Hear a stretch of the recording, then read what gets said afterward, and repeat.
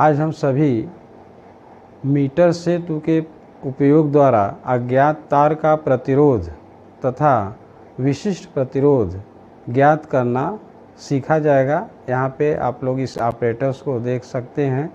यहाँ पे जो तार दिया रहेगा उसी का हमें प्रतिरोध ज्ञात करना रहेगा। यह नाइक्रोम का तार है और इसी का प्रतिरोध तथा विशिष्ट प्रतिरोध दोनों ज्ञात कर सकते हैं हम लोग इस प्रयोग के द्वारा। और यहाँ पे एक हम लोग प्रेक्षण तालिका बनाएंगे जिसमें यह सूत्र यूज करेंगे। सूत्र आप लोग यहाँ पे देख सकते हैं। इस सूत्र का हम लोग प्रयोग करेंगे। यह परिपथ का सिद्धांत है। P/Q बराबर R/S यह सिद्धांत है। फिगर बना हुआ है। इसमें मीटर सेतु का प्रयोग करके जो ऑपरेटर्स है उसकी सहायता से तार का प्रतिरोध ज्ञात करना हम लोग सीखेंगे। हमें जो है इसके लिए एक मीटर लंबा नाइक्रोम का तार होता है जिस पे 3 पत्ती लगा हुआ है। यह पत्ती है कॉपर का पत्ती होता है जिसमें धारा का प्रवाह होता है। यहाँ 1 मीटर लंबा यह तार है नाइक्रोम का, 100 सेंटीमीटर इसको कहते हैं, जिसके बगल में स्केल लगा हुआ है जिसके द्वारा हम लोग लंबाई नापेंगे। यहाँ पे प्रतिरोध बॉक्स है, आप लोग देख सकते हैं। प्रतिरोध बॉक्स में 1 ओम 2 ओम 2 ओम इस तरह से प्रतिरोध के बगल में लिखा हुआ है जो कुंजी के द्वारा, जिसमें स्विच के द्वारा वह है। यहाँ पे दोनों सिरों पर उसको जोड़ते हैं। यह गैल्वानोमीटर है जिससे धारा की दिशा को ज्ञात करते हैं। किस दिशा से किस दिशा की तरफ धारा बहेगा यह उस दिशा की तरफ इसका दिशा को यह बता देगा। और यहाँ पे गैल्वानोमीटर के दोनों सिरों को, एक सिरे को बीच से जोड़ दिया जाता है और दूसरे सिरे को तार पे टच कराएंगे। यह सिरे पर टच कराने के लिए एक राड है जिससे हम लोग स्पर्श कराएंगे तार पर और यह गैल्वानोमीटर दिशा बताएगा। लेफ्ट दिशा में जब धारा प्रवाहित होगा तो लेफ्ट बताएगा, राइट दिशा में प्रवाहित होगा तो राइट बताएगा। इसके जस्ट बाद यहाँ पे हम लोग इसको देख सकते हैं कि जो तार है उसको सेल द्वारा जोड़ देंगे। यहाँ पे यह सेल है जिसके तार के दोनों सिरों पर जोड़ करके सिरों के बीच विभवांतर उत्पन्न करते हैं और इसके बीच में एक स्विच जिसे प्लग के कहेंगे को जोड़ देंगे। यहाँ पे बीच में जो खाली स्थान, अगर इसमें इसको स्विच को लगाएंगे तो धारा का प्रवाह हो जाएगा और निकाल देंगे तो धारा का प्रवाह नहीं होगा। जैसे इस समय धारा का प्रवाह नहीं हो रहा है। यहाँ पे यह पेच है, इस पेच में इसको अच्छी तरीके से साफ करके ऊपर का पॉलिश ब्लेड से रगड़ करके इसके सिरे को यहाँ पे जोड़ देते हैं। यहाँ पे हम लोग सर्किट को आप लोग देख रहे हैं कि किस प्रकार से जोड़ेंगे। तो यहाँ पे इस तरह से साफ करके और इसे हम लोग जोड़ देते हैं। जस्ट यहाँ पे इसको जो है अच्छी तरीके से साफ करना पड़ता है तभी धारा प्रवाहित होगा। यह जो प्रतिरोध बॉक्स है, प्रतिरोध बॉक्स के दोनों सिरों को यहाँ पे हम लोग दोनों प्लेट से जोड़ दिया गया है लेफ्ट हैंड साइड में। यहाँ पे इस फिगर में आप लोग देख सकते हैं कि जो सिद्धांत हम लोग पढ़े हैं व्हीटस्टोन का सिद्धांत P/Q यानी कि जो मीटर सेतु है व्हीटस्टोन के सिद्धांत पर ही कार्य करता है। तो इसमें किसी अज्ञात तार का प्रतिरोध ज्ञात कर लेते हैं। यहाँ पे इस तरह से इसका फिगर है, तो जिसके दोनों सिरों से यह प्रतिरोध बॉक्स को जोड़ देते हैं। अब बीच वाला जो देख रहे हैं गैल्वानोमीटर से जोड़ा गया है, जिसके दूसरे सिरों को, जो राड आप लोग देख रहे थे, उसको स्पर्श कराते हैं। यहाँ पे एल टाइप का पत्ती है, यहाँ पे आप लोग देख सकते ये एल टाइप का पत्ती है जिसमें धारा का प्रवाह होता है।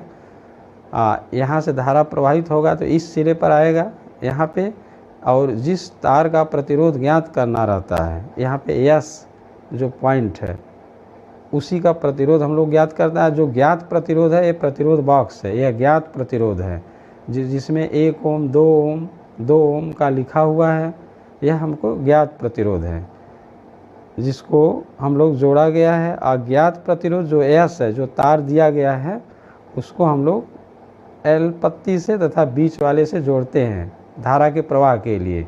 यहाँ पे आप लोग देख सकते हैं।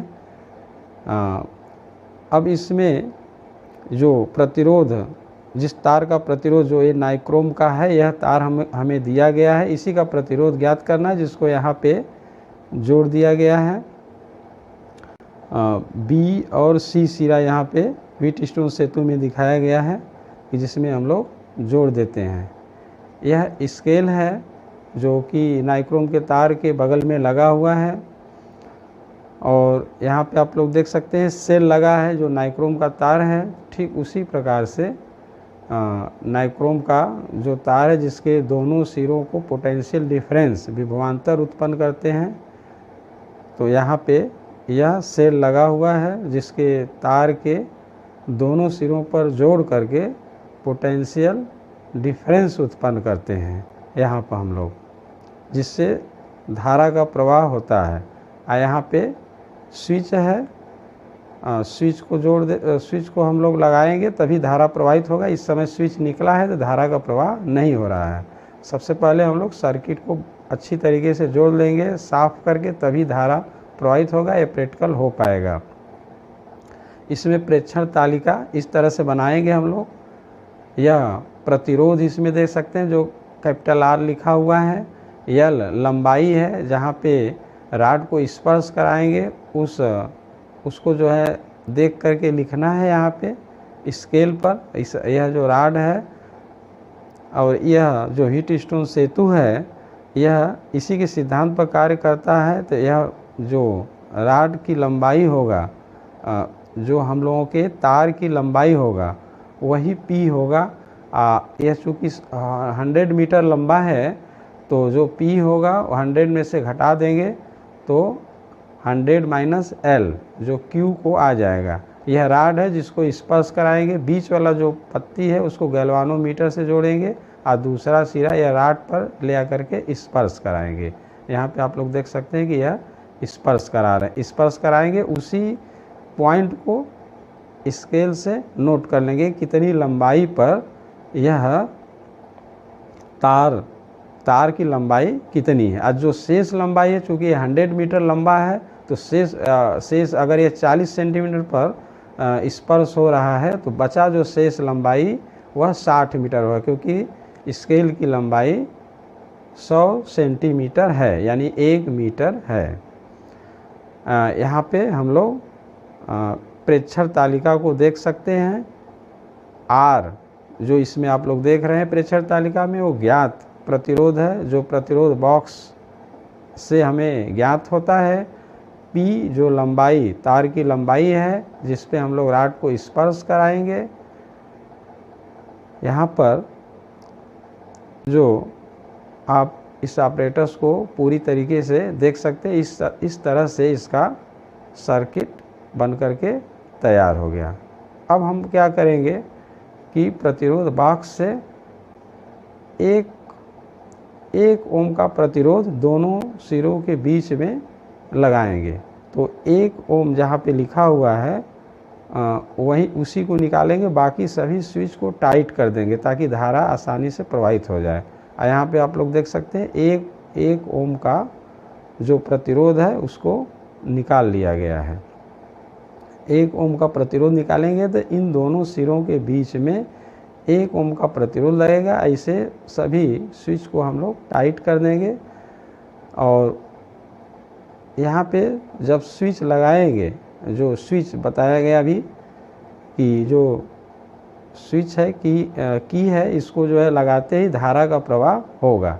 यहाँ गैल्वानोमीटर में हम लोग देखेंगे कि धारा प्रवाहित हो रहा है कि नहीं।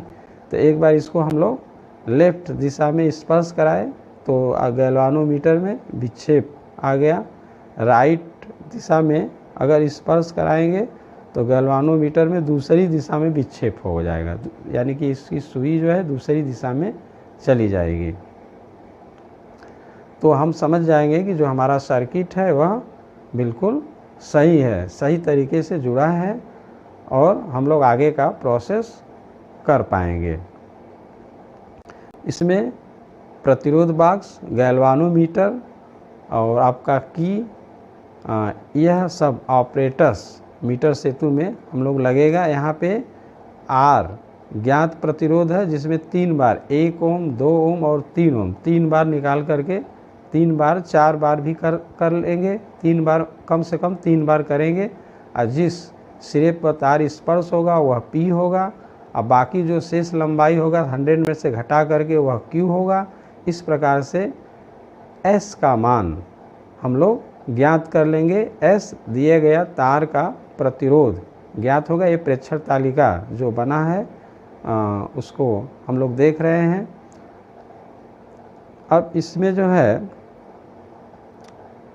यह मीटर सेतु का यह पूरा सेट तैयार हो गया।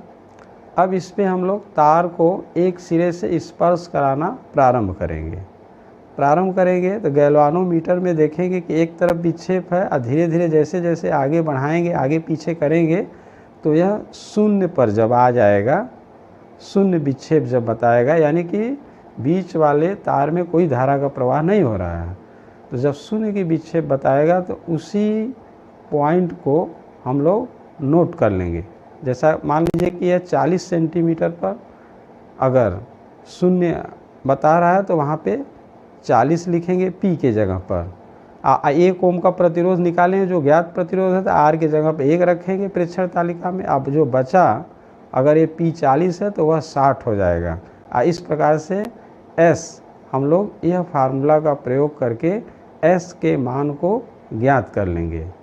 ठीक इसी प्रकार से अब यह जो प्रतिरोध बॉक्स है यहाँ पर आप लोग देख सकते हैं जिसमें से 1 ओम का निकाला गया है, तो हम लोग 1 ओम का और निकाल लेंगे जी। इस प्रकार से 1 ओम और 1 ओम जो है 2 ओम का प्रतिरोध ज्ञात प्रतिरोध हो गया। अब फिर उसके बाद जो है इस तार पर स्पर्श कराएंगे, फिर देखेंगे कि शून्य विक्षेप किस स्थान पर आ रहा है।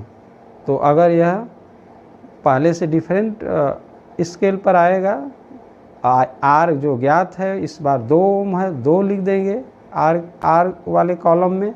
आप P अगर हमारा 35 पर चाहे अन्य पर आएगा तो उसको वहाँ पे लिख देंगे। अब जो बचा Q 100 में से घटा करके वहाँ पे लिख देंगे। इस प्रकार से S ज्ञात कर लेंगे। ठीक इसी प्रकार से हम लोग प्रतिरोध बॉक्स से 2 ओम का प्रतिरोध निकालकर 1 ओम का निकाल करके पुनः फिर से करेंगे और